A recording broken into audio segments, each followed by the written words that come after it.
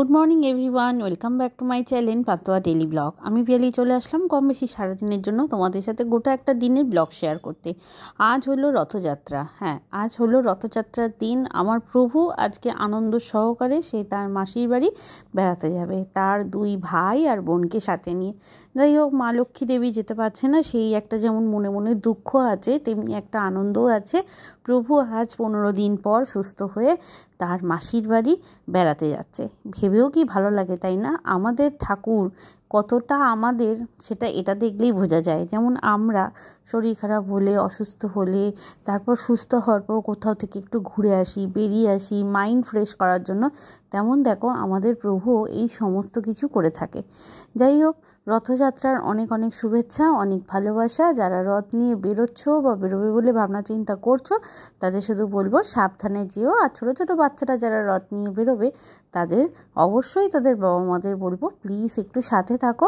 তাতে কি বলো তো, রাস্তাঘাটের ব্যাপার তো, ছোটো ছোটো বাচ্চা, তারা খুব সাবধানে যাতায়াত করো। আর যারা মাহেশে যাচ্ছ বা তোমার পুরীতে আছো বা যেখানেই যাও না কেন, রামপুরে হাটে যারা আছো, যেখানেই যাচ্ছ না কেন, যারাই আছো না কেন, বড় বড় রথের চাকায় বা বড় বড় রথের দড়িতে যারা হাত দেওয়ার সৌভাগ্য প্রাপ্ত করতে পেরেছো, তাদেরকে তো আমার আর আলাদা করে কিছু বলার নেই। তাদের শুধু একটা কথাই বলবো, তোমাদের মতো সৌভাগ্যবান বোধহয় আমরা কেউ নয়।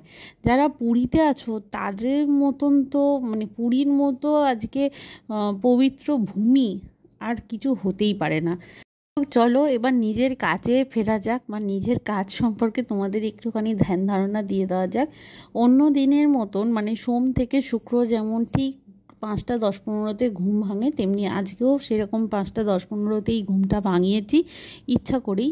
কেননা যদি না করে নিই তাহলে সব কিছু সমানভাবে পূর্ণ হবে না। আজ থেকে 10 দিন আগে তোমাদেরকে জানিয়েছিলাম আমি একজন ডাক্তারের সঙ্গে কনসাল্ট করেছি।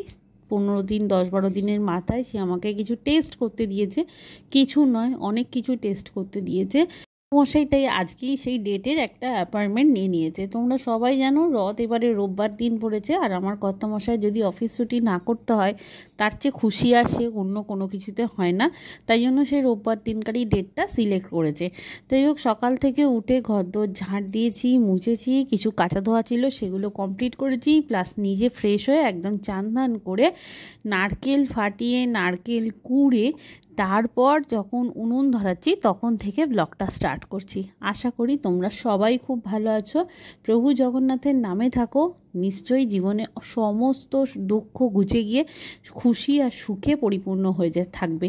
কিন্তু সবার আগে একটা কথা বলবো, প্রভুর ওপর কিন্তু আস্থা হারালে চলবে না। প্রভুর প্রতি নিজেকে পুরোপুরি আত্মসমর্পণ করে দিতে হবে, যাকে আমরা এক কথায় বলি স্যারেন্ডার করে দিতে হবে। যে প্রভু, আমি শুধু তোমারই, ভালো রাখলে তুমিই রাখবে, মারলে তুমিই রাখবে, খারাপ রাখলে তুমিই রাখবে। কিন্তু হ্যাঁ, ভালো না রাখা, খারাপ রাখা সব কিছু যেমন করবে, ভালো থাকার পথটাও কিন্তু তোমাকেই বেছে দিতে হবে। বিপদে ফেললে বিপদ থেকে রক্ষাও তোমাকেই করতে হবে। প্রভু, শুধু এই একটা কামনাই আমি তোমার কাছে রাখবো। যাই হোক, আমি রথ যে কদিন থাকে, মানে সোজা রথ থেকে উল্টো রথ প্লাস যেদিন প্রভু বাড়ি ফেরে রসগোল্লা যাত্রা, এই সমস্তটা কম বেশি পালন করার একটু একটু চেষ্টা করি। সারা বছর তো আমি প্রভু শুধু মিছিরি আর জলেই সন্তুষ্ট থাকেন, তাই জন্য আমি এই 6টা-7টা দিন, প্রত্যেকটা দিন আমি আমার প্রভুকে একটু ভালো মন্দ দেওয়ার চেষ্টা করি। সামর্থ্য আর সাধ্য দুটো মিলিয়ে করার একটা চেষ্টা করি ঠিকই, জানি না কতটা কি করতে পারি। সেই সাধ্য আর স্বাদের মধ্যে আজকের দিনটা হলো নাড়ুর দিন, মানে আজকে আমি নাড়ু বানাচ্ছি, আর এই নাড়ু আর ফল আর মিষ্টি দিয়ে আজকে প্রভু জগন্নাথকে ভোগ দেব। আর অবশ্যই রথ টানার সময় নেনু রথ টানবে, তখন সবাইকে এই প্রসাদ হিসাবে ফল আর নাড়ু এইটাই আমি আজকে দেব। তো যাই হোক, এখন এখানে নাড়ু বানানোর প্রস্তুতি চলছে। আর এইবার দেখো, নাড়ু বানানো মোটামুটি মানে হয়ে এসছে, পাকটা মোটামুটি হয়ে এসছে। এবার হচ্ছে পাথরের পাটায় ফেলে বেশ করে একটু ঘষে নিলেই মোটামুটি নাড়ুর জন্য পাক রেডি হয়ে যাবে। তবে চিনির নাড়ু করতে কিন্তু খুব টাফ ব্যাপার, মানে একটু পান থেকে চুন খসলেই একদম গাল ফোলা গোসাই হয়ে যায়। আর এখানে দেখো আমার পুজো দেওয়া অলরেডি কমপ্লিট, আর তারপর আমি তোমাদের সাথে এই ভিডিওটা শেয়ার করছি। হ্যাঁ, দেখতে পাচ্ছ ফল, মিষ্টি, দই সমস্ত কিছু সহযোগে প্রভুকে আজকে আমি সেবা দিলাম। তোমরা তোমাদের বাড়িতে কিরম কে কীভাবে পুজো দিয়েছে আমাকে প্লিজ কমেন্টের মাধ্যমে জানিও। আমার ছোট্ট প্রয়াস, আমি সেই ছোট্ট প্রয়াসেই খুশি। এক কাম শেষ হলো আরেক কামে যাত্রা, মানে একটা দিক শেষ হলো আরেকটা দিক শুরু হলো। মানে ঠাকুর পুজো দেওয়া কমপ্লিট, আরতি খুব দেখাতে পারিনি, তার জন্য ভেরি সরি, কেননা খুব তাড়াহুড়োর মধ্যে করেছি। কারণ আমার এখন যাওয়ার কথা ব্লাড টেস্ট আর ইউএসজি করাতে, সব কিছু নিয়ে মানসিকভাবে একটু বিপর্যস্ত আর ঘেঁটেও ছিলাম স্বাভাবিকভাবে, কারণ খুব টেনশানে ছিলাম আমি যে করে উঠতে পারবো কি না, শেষ পর্যন্ত হবে কি না। এখন ঘরদোর তো সব ঝাঁট দিয়ে মুছে পরিষ্কার করে পুজোর কাজে হাত দিয়েছি। এখন যে কাজগুলো করার বাকি সেগুলো হচ্ছে এই টুকিটাকি কাজ, যেমন ধরো বিছনা তোলা, নাড়ু বানিয়েছি, তার কড়াই টড়াইগুলো সমস্ত, আর প্রসাদ কেটে সব ফ্রিজে তুলেছি। এই মুহূর্তে কাউকে দিতে যাওয়ার এখন সময় নেই, ক্ষমতা নয়, সময় নেই। বাড়ি এসে সবাইকে প্রসাদ দেবো। কর্তামশাই ওদিকে রেডি হয়ে গেছে, এখন আমার যাওয়ার পালা। চলো সাথে থাকো। কাল সকাল 9টা থেকে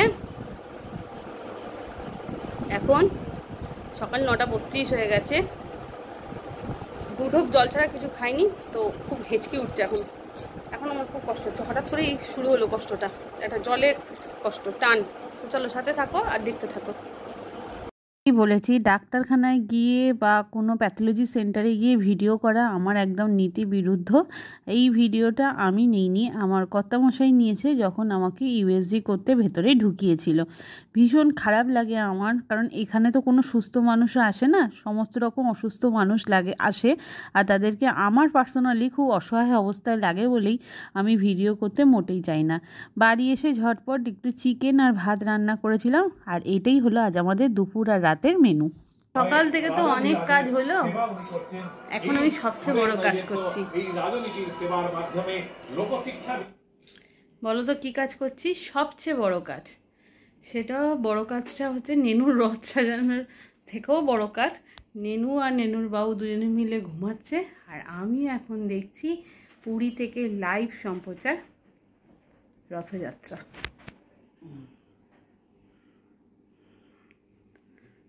দাঁড়াও একটু সাউন্ড দিই। মন বিস্মৃত হয়ে যায় যেসব জিনিস, সেসব জিনিসকে আবার মনে করিয়ে দেওয়া হয়। এখন ছেঁড়া পহরা হবে। ছেঁড়া পহরার একটা নীতি হচ্ছে, সামনে গড়াবড়ু সেবক আর বিভিন্ন সেবক সাদা ফুল দিয়ে যাবে, আর গজপতি মহারাজ সোনার মার্জনা, সোনার সমার্জনী নিয়ে, সোনার বেল্ট দিয়ে যে সমার্জনী, যে ঝাড়ু, সোনার ঝাড়ু দিয়ে পরিষ্কার করবেন, প্রতিকার করছেন। উনি মনের যে কি ভালো লাগছে। অনেক সকালে উঠেছি, অনেক রক্ত নিয়েছে, চেপে ঠেসে ইউএসজি হয়েছে, বাড়ি এসে রান্না করেছি, কিন্তু তাতেও কিছু হয়নি। আজকের দিনটার জন্য তো আমি সারা বছর অপেক্ষা করে থাকতে পারবো। সো চলো সাথে থাকো আর দেখতে থাকো পান্তুয়া ডেইলি ব্লগ। আর হ্যাঁ, সন্ধ্যাবেলা নিনুকে নিয়ে রথ নিয়ে বেরোবো, অবশ্যই তোমাদের সাথে রথযাত্রা, নেনুর রথযাত্রা সম্প্রচার করব।